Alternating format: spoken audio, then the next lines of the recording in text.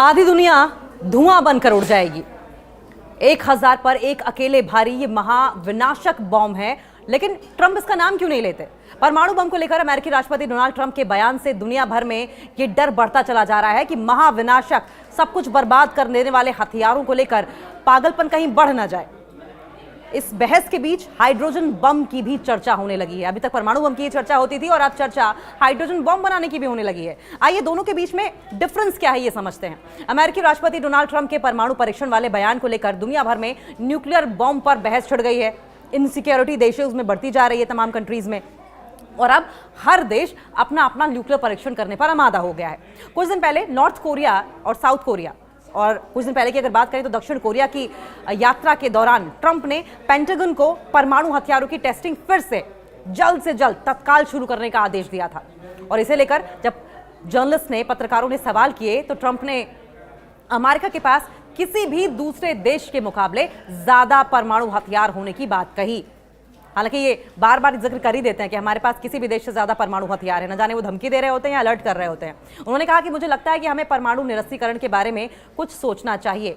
वो ये कह रहे हैं कि हमें परमाणु निरस्त्रीकरण यानी कि न्यूक्लियर डीवेपनाइज करना, यानी कि बाकी देशों से इस बात का आग्रह करना कि वो निरस्त्रीकरण पर ध्यान दें, हथियारों को छोड़ने पर ध्यान दें, न्यूक्लियर हथियारों को त्याग देने पर ध्यान दें। ये वो देश कह रहा है जिसके पास सबसे ज्यादा न्यूक्लियर हथियार हैं, और वो इस बात का गाहे बगाहे दावा भी करता रहा है, खुलेआम करता रहा है। वो देश अब लोगों से न्यूक्लियर हथियार छोड़ने की बात कह रहा है। उन्होंने ये भी कहा, ट्रंप ने, कि हमारे पास दुनिया को 150 बार उड़ाने के लिए पर्याप्त एटम बम है। दुनिया को 150 बार उड़ाने के लिए पर्याप्त एटम बम है। ये गीदड़ भपकी समझी जाए, धमकी समझी जाए, या फिर अपनी रेलेवेंस बनाए रखने की बयानबाजी समझी जाए। अमेरिकी राष्ट्रपति ने पाकिस्तान के न्यूक्लियर टेस्टिंग का दावा करते हुए कहा कि रशिया के पास बहुत सारे परमाणु हथियार हैं और चीन के पास और भी शायद होंगे। बहरहाल, ट्रंप के इन बयानों के बीच में ये स्टेटमेंट ट्रंप की ओर दी जा रही है, अब चर्चाएं इस बात की भी हो रही है कि हाइड्रोजन बम भी बनाया जा रहा है। यह भी सवाल सामने आए हैं कि एटम बम और हाइड्रोजन बम में कौन ज्यादा पावरफुल होता है। उत्तर कोरिया अमेरिका तक मार करने में सक्षम परमाणु वॉरहेड हासिल करने की बात करता है।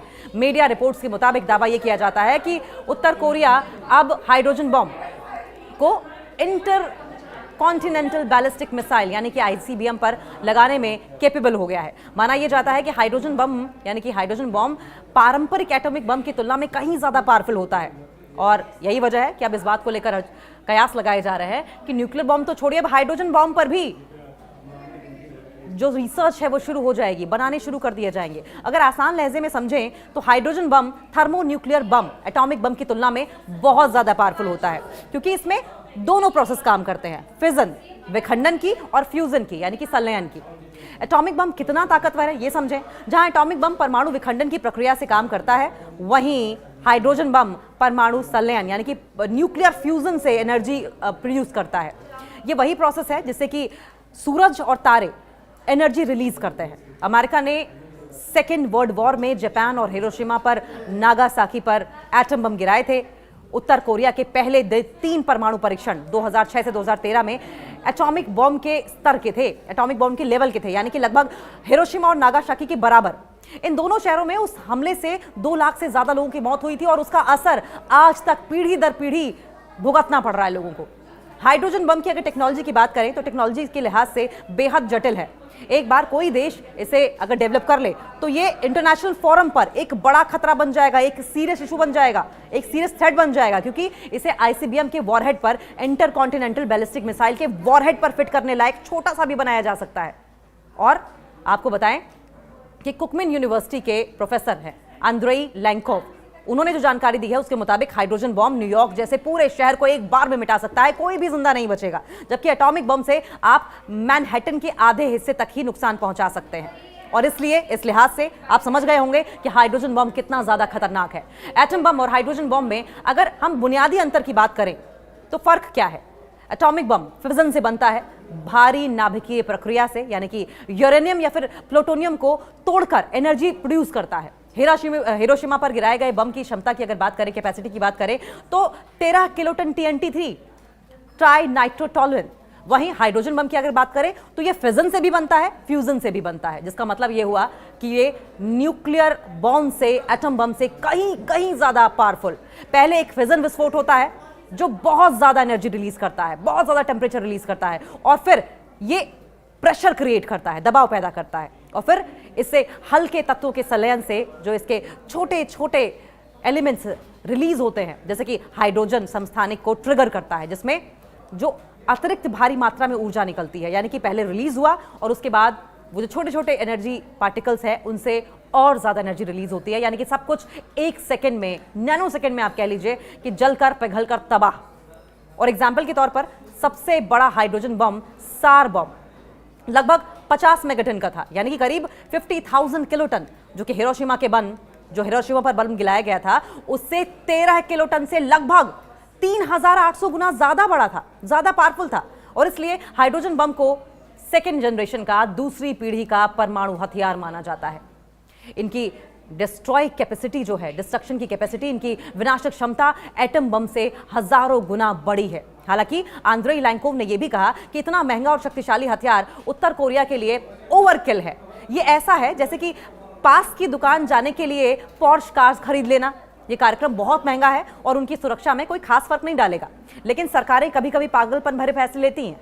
और अब समझिए कि वो कौन सी 5 सबसे बड़ी परमाणु शक्तियां हैं जिनके पास आज न्यूक्लियर वेपन्स के लिहाज से इतनी ताकत है कि वो आधी दुनिया क्या, पूरी दुनिया को कई बार तबाह कर सकती हैं। फिलहाल दुनिया की 5 सबसे बड़ी परमाणु शक्तियां अमेरिका, रशिया, फ्रांस, ब्रिटेन और चाइना हाइड्रोजन बम रखती हैं।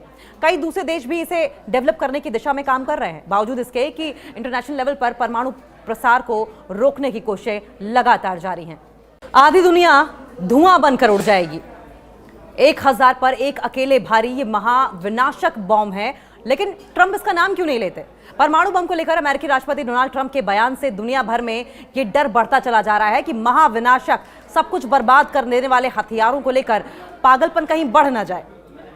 इस बहस के बीच हाइड्रोजन बम की भी चर्चा होने लगी है। अभी तक परमाणु बम की चर्चा होती थी और अब चर्चा हाइड्रोजन बम बनाने की भी होने लगी है। आइए दोनों के बीच में डिफरेंस क्या है ये समझते हैं। अमेरिकी राष्ट्रपति डोनाल्ड ट्रंप के परमाणु परीक्षण वाले बयान को लेकर दुनिया भर में न्यूक्लियर बम पर बहस छिड़ गई है।